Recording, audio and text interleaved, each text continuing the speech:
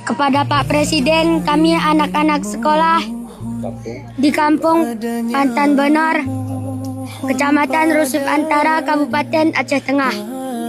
Dan kami tidak dapat bersekolah, Pak, karena baju kami habis hanyut.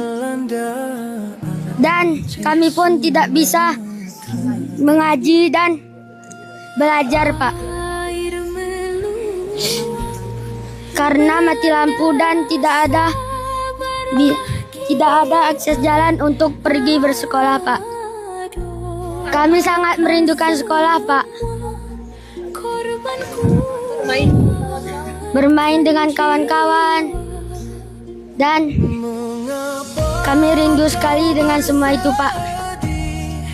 Dan terima kasih, Pak. Assalamualaikum warahmatullahi wabarakatuh.